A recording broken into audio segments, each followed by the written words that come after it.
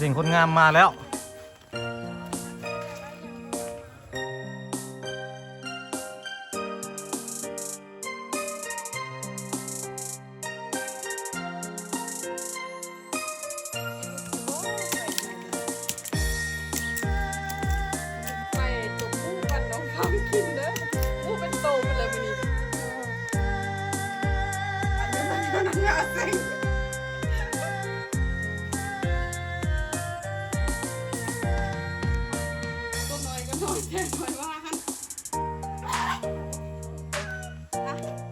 จบทั้งเพิ่งอ้อย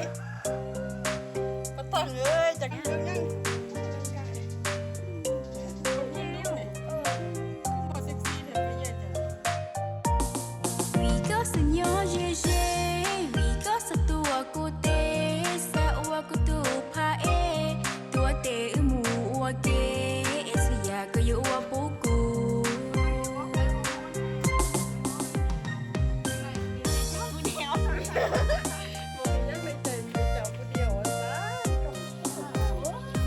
แซ่บแล้ว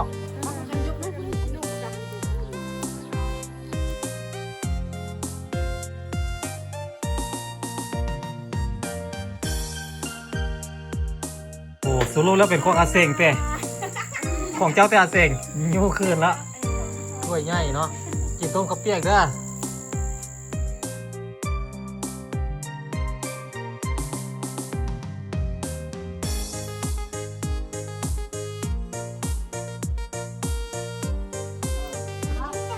อันนี้นี่เจ้าหับจ้างบ่เจ้าขายแล้วเป็นของเจ้าหมดเลยบ่หรือว่าเขาเจ้าจ้างเจ้าอันเก็บใจให้ได้เท่าไรนี่ประมาณเท่าไรนี่ได้หมดนี่นี่บูฮู้เลยพูดเลยดึกน้อยเก็บใจพักหอมพอบหรือว่าผักชีนั่นเองครับ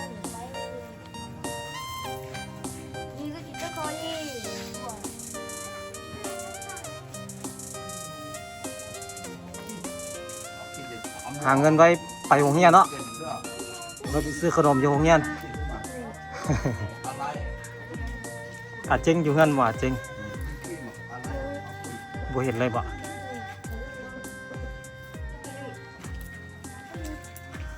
นี่คนนี้ก็ได้เงินแล้วนี่ได้เงินไปซื้อขนมแล้ว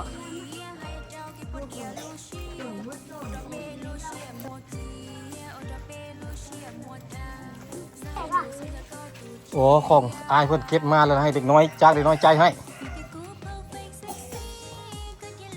ใจพักให้ของไปกองมันเนาะแบบนี้นี่บ่เอาแต่แบบนี้เนี่ยมันขาดแล้วแบบนี้นะเอาคือกันเถอะเอาเนาะอ๋อคนนั้นได้น้อยแท้กว่านั้นอาเสงบ่อยู่เงินเนาะน้องอาเสงเนาะน้องเสียเลี้ยงน้องพ่อแม่เจ้าเด็ดเสียอยู่ให้แล้วโอ้เจ้ารับหน้าที่เลี้ยงน้องเตะโอ้โหน้องเสียรับหน้าที่เลี้ยงน้องเดี๋ยวได้เงินแล้วนี่ได้ลายไปได้เอาลงเบิ่งดูเอาลงเอามาเบิ่งดูได้เงินเท่าไหร่2 4 6 7,000โอ้อาลงได้เงิน 7,000มื้อนี้อาลงหาเงินได้ 7,000 กีบเพิ่นเอายืนให้เอ้ยเพิ่นเก็บให้อาเซียเก็บไปใจพักเนาะพี่น้องเนาะก็เจ้าอันหามแบกพักหอมป้อมมาเฮือนมาวัดแล้วน้องๆนี่เป็นคนไปใจผู้ใดเฮ็ดได้หลายก็นั่นก็ได้หลายเอาปั่นเงินกันดูบัดนี้สิปั่นเงินกันวะเอาเงินให้น้องไปซื้อขนมเตะนี่อาลงได้ 2,000 กีบบังดูอันนี้ดูได้เท่าไรอันนี้โอ้โหคนนี้ซื้ออย่างนี้ก็ลืมเลยอะลืมตลอดซื้ออย่างวะจาเหล้าเนาะจาเหล้าลืมตลอดน้องจาเหล้าอยู่ด้วยกัน2 3 4 5 คนที่6เป็นไก่กก น้องกับปะหัวไปเฮ็ดเวียกละปะหัวไปเฮ็ดเวียกอยู่ในเมืองละอาเซียบ่เจ้าบ่ได้มีโทรศัพท์ใช้แต่บ่มีเลยเนาะบ่มีโทรศัพท์ใช้ติดต่อหายักโทรศัพท์เครื่องก้อนนั้นเอาให้น้องหัวเนาะเอาให้น้องปะหัวเอานี่เอาไว้อันปั่นน้องกินเด้อฝากกระป๋องกับมีเด้อไอเอามาฝากเด้อโดยเอาลงขอบใจบังดูเอาลงขอบใจนี่ขอบใจเด้อว่าแม่จ่าเล่าเอาขอบใจรู้จ่าเล่าเดี๋ยวเฮ็ดเป็นอยู่เด้เด้เก่งอันน้องไปเยี่ยจะสิไปใส่ไปซอกเด็กน้อยไปลิ้นบ่เอาแล้วพ่อแม่เจ้าเด้เอาไปให้ไอคิดว่าพ่อแม่จะอยู่เฮือนไปซอกอยู่ใส่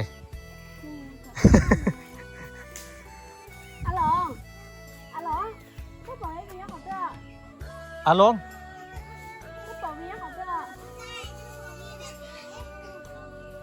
เท่าวีปกอตื้อ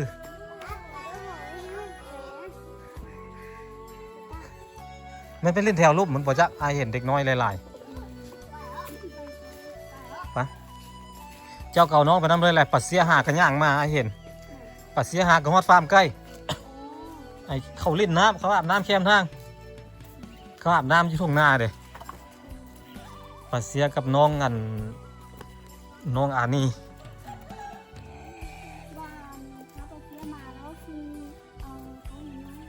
ให้ปัดเสียบัดนี้ปัดเสียยังมาบ่ฮอด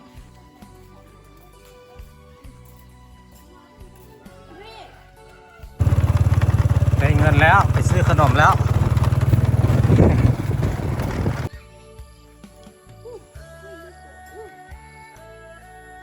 โอ้โหค่าส่งน้องปะเยี่ย ส่งค่าบาทคือวัยรุ่นยุคอัน80 90เลยกางเกงขาบาทนะนี่กับน้องไซล่ามีแต่ยิ้มเนาะดาวีนี่เนาะอารมณ์ดีทุกมื้อยิ้มเก่งอาเสียงยังบ่มาเลยมีแต่ปักตังอยู่หั่น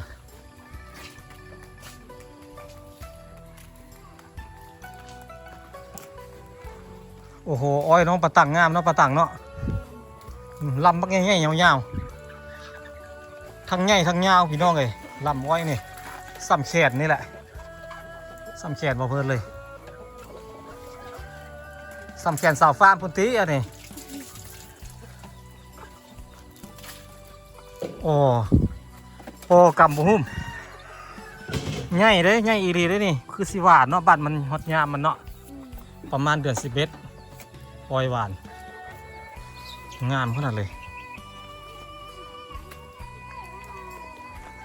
เสียงคนงามมาแล้ว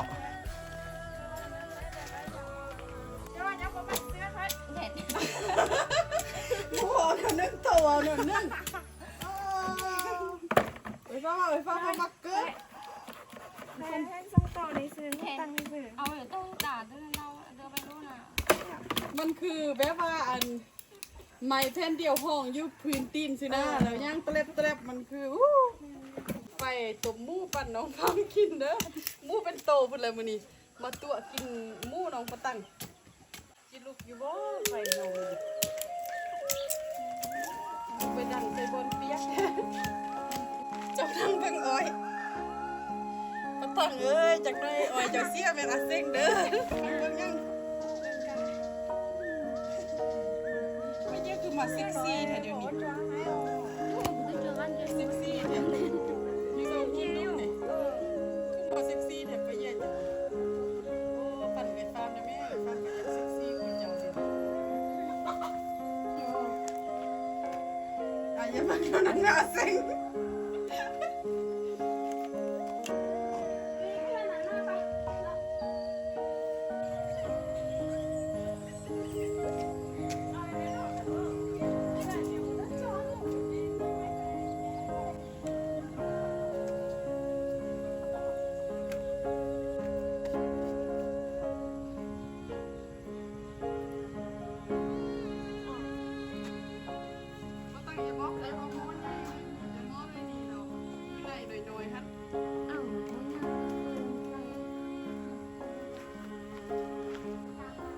น้อยก็น้อยแต่น้อยว่าหัน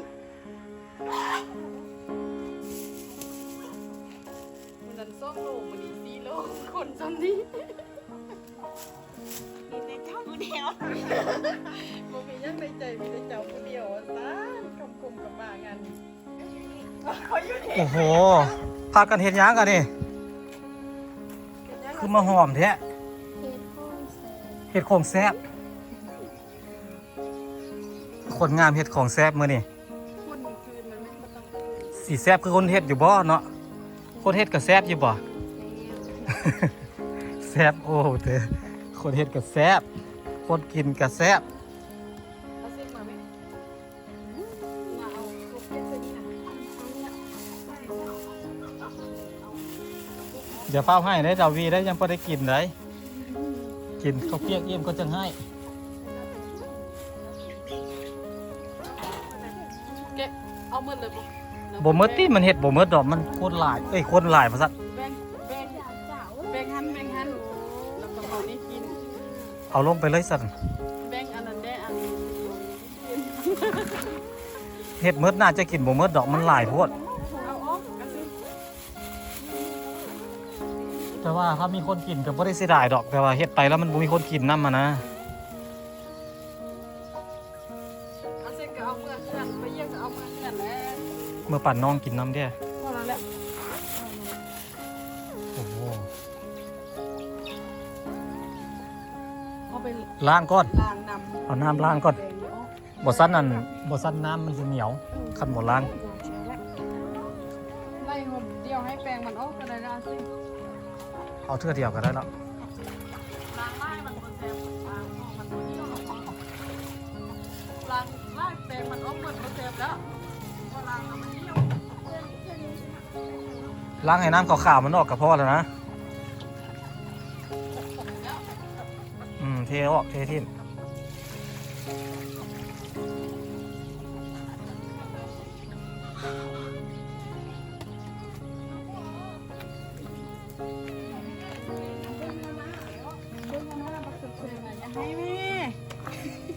ได้เวลาแล้วเด้น้องมันค่ำเลยเนาะมันมืดแล้วเราก็อยากนอนเลยอยากนอน เอ้ยว่าอยู่เอ้ยลืมยังเอ้ยลืมผักบุ้ง นี่ดิ ถ้าก็ขึ้นว่าผักเอาหม้อเราคือบ่สิเคี้ยวเลยวะ อ้าวในตู้เจ้าบ่มีผักกะหล่ำผักบงเลยบ่น้องปะตัง ทั้งซื้อมาเพื่ออีทหมดแล้ว กินมื้อแล้วเนาะ เราเอาผักพวกนี้ไปตำแซ่สิ บ่ให้เด้อบ่ให้เด้อกินก่อนจังเมื่อจะสิแล้วแล้วน้องสายน้องปะเยี่ยให้แล้วนี่เนาะแก้วแล้วจะกลับบ้านแล้ว เจ้าไปจับมันแหงให้แล้วมันต้องจับมันจริงมันแหงยังให้มันแล้วอันตึงตัดฟันหนึ่งแม่ยาวโคตรประมาณนั้นแต่แล้วคนก็ตั้งมันจะติดหม้อคนหมดลุ่มๆเลยจะสนใจสวัสดีพ่อแม่พี่น้องมาเด้อมาตั้งก่อนเลยเลยมาเด้อข้าวเปียกแซ่บๆนัวๆเฮ็ดเองกับมือทันทีอาเซียน แซ่บๆมื้อนี้บ่ เฮ็ดเองกับมือเลยนี่ มาพี่น้องมาเบิ่งใกล้ๆป้าตังลองเฮ็ดดูมาพี่น้อง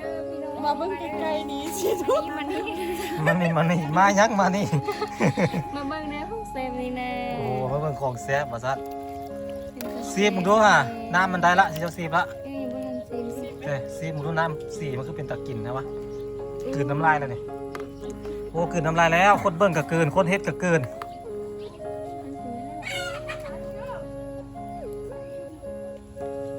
ไปสิคนนี้เลย ซีมเท่านั้นแหละเจ้าสิซีมเท่าไรซะ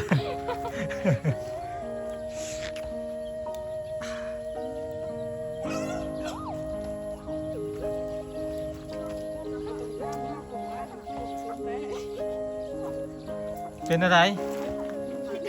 บ่มีคำบรรยายเลยปะแซ่บแห้งบ่มีคำบรรยายเลยแต่ มาสินี่เกลือเลย ให้อาเสียงซีแล้วมันบ่พอเกลือแล้ว เฮ็ดเอาแล้วตามสไตล์ของเจ้าเลยไปเอาถ้วยนึงมาตักไปเอาถ้วยนึงมาตักถ้าถ้วยนึงออกเราเลื่อนนั่นน่ะเฮ็ดรถ แซ่บแล้ว เอากันยกให้เพิ่นกินลูกจ้ะ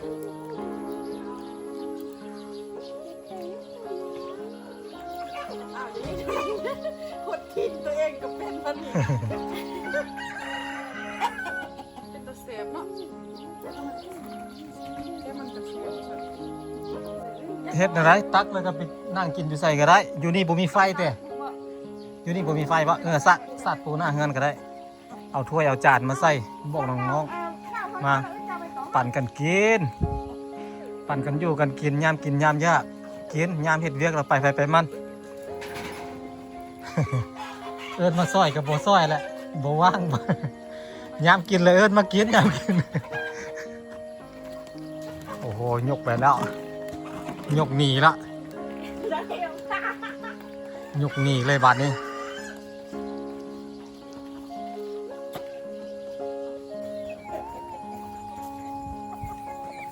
ทำน้อยเอาถ้วย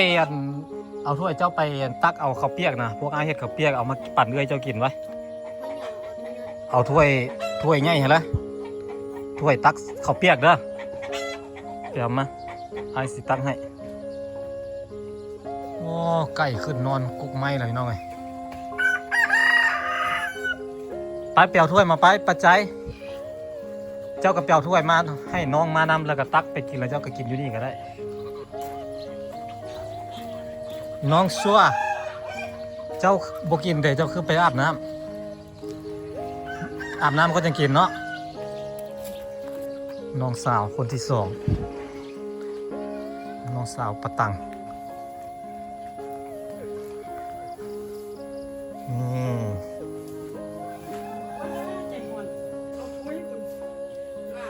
โอ้โหปอตัวสัมสิเกตอันนี้บักหลายๆพี่น้องเลยดูนี่บอกกับเจ้าละเรากำลังไปเอาตั้งให้น้องไหมเนาะ น้องปะติ้งเดี๋ยวบอกเหรอ บอกแล้วเดี๋ยวไปเอามา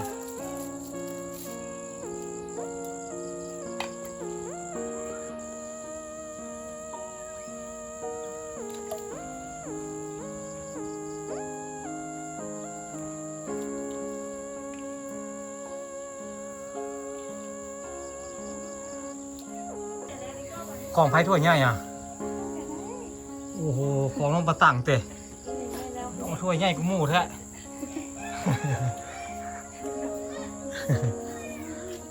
ค่อยกินน้อยเดียวบ่ปะตัง กินเดียวเผ็ด ยกดีๆเด้อโคนได้ซอกมือบ่ ไปปั่นเคยกินเด้อ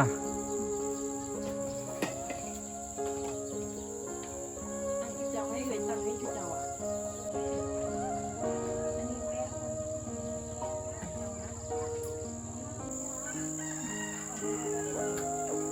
ไปอาบน้ำเลย โอ้สุรุแล้วเป็นของอาเซงเตะของเจ้าแต่อาเซงยูคืนละถ้วยใหญ่เนาะกินต้มข้าวเปียกเด้อโอ้เอาผักอีตู้เอาผักอีตู้มากินครับอันข้าวเปียกกันเลยโอ้โห มากินกัเฟอร์ โอ้โหมักเอามากินกับเฟอหาก็เคยเห็นนี่แหละมาเพื่อนกันเลยโอ้โหปกติเขากินนั่นกับโหระพานะพี่น้องเนาะโหระพามากินกับก๋วยเตี๋ยวนะเสียงนี่เอาอันผักอีตู้ ผักอีตู้มากินกับข้าวเปียก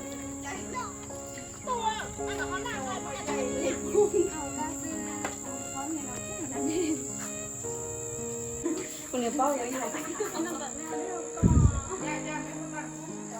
น้องสาวน้องชายของปะติ้ง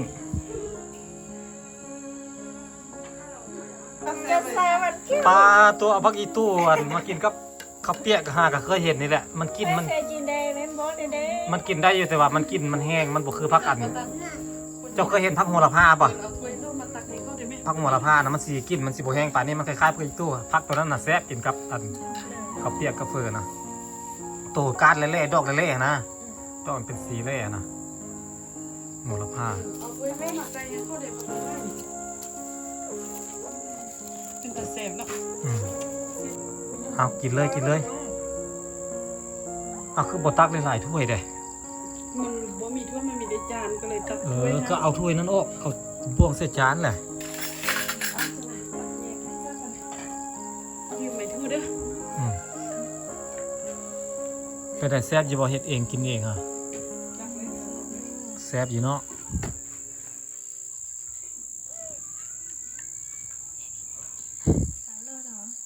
มันแห้งเนาะ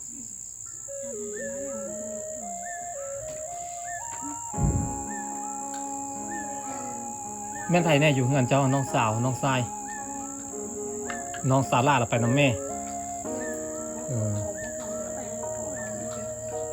ไปให้ ไปใส่ในเมือง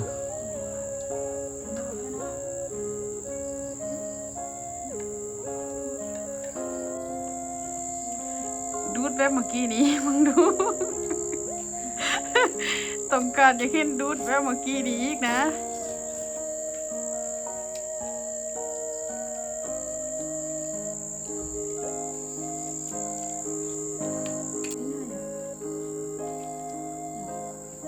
เป็นอะไรไปเหี้ยเขาเปียกใส่ไปอีตู้น่ะ เอินผิดอีกแล้วปะตัง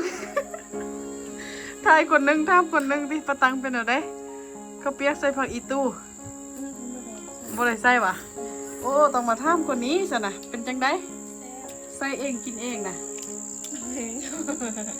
ปะ นัก แป๊ก เลง ปิ พอ อันนี้เด้ครั้งแรก ครั้งแรกกินพักอีตู้กัน กิน โบราณ แล้ว เลยได้นี่ กินแล้วมาปั่นประสบการณ์เด้คือกันกับบัวลาพาอยู่บ่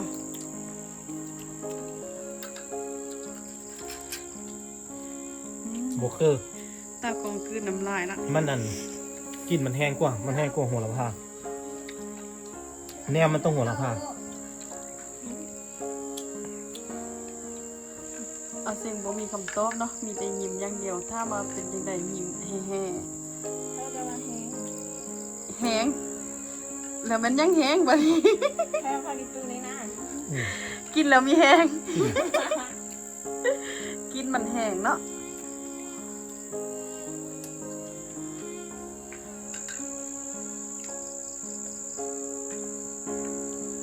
เก่าซื้อ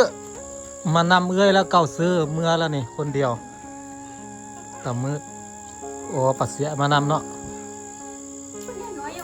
นั่นเด้ดาวีก็สิไปแล้วบัดนี้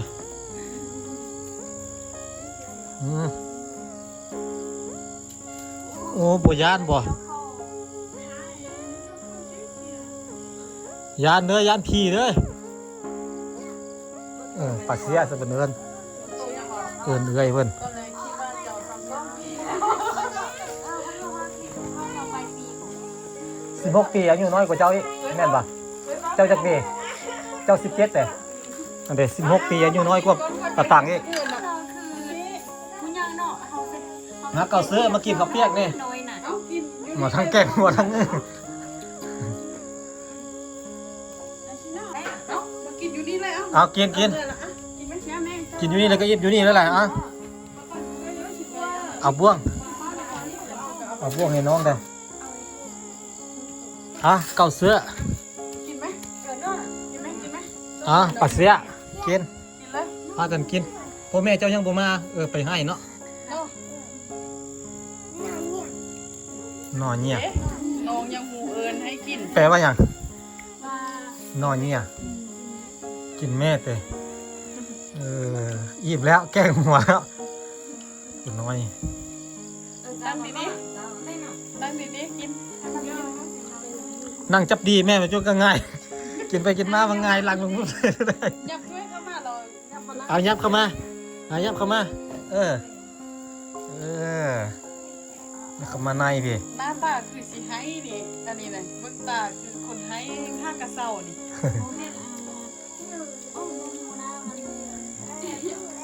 บ่เห็นเอ้ยอยู่เฮือนเรามาหาซอกเนาะ เจ็บตาว่ะที่ตาว่ะ ซอกหาเอ้ย เออเจ็บตาได้หาบ่แม่นน้ำตาเลยที่ตา แม่นแหละเจ็บตา เอ้าพวกเจ้าคือผู้ทรงยาไส้ให้น้องเด้อ อย่ายอดตาและส่วนไหลายยอด เสียงหัวดังได้ ดาวีนอ เสียงหัวดังได้นี่ นอ ดังมือซึกๆก็หัวดังแถวอ่ะ นอเนี่ยดาวี ดาวี วิอาจารย์ ดาวินอนเนี่ย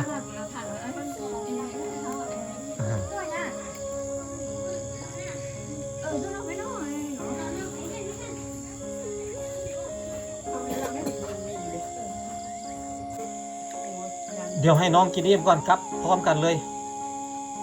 น้องๆยังกินอยู่นี่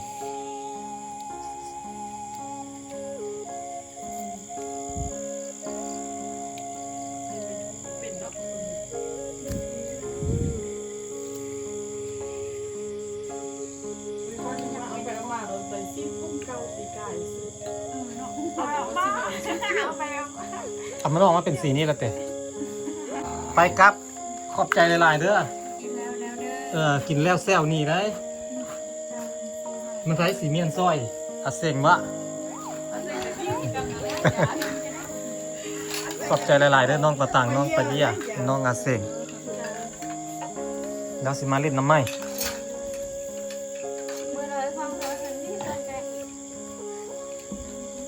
ไปดาวีเมื่อเฮือนน้องแก้วกลับก่อนเด้อโอ้น้องแก้วนี่บ่เห็นฮอดหน้าบัวมาให้เบิ่งหน้าเลย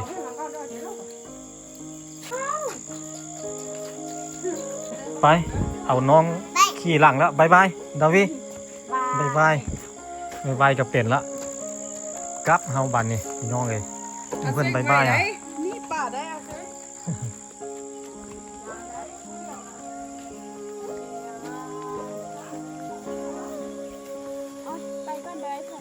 ไปพาน้องเมื่อรับมานอน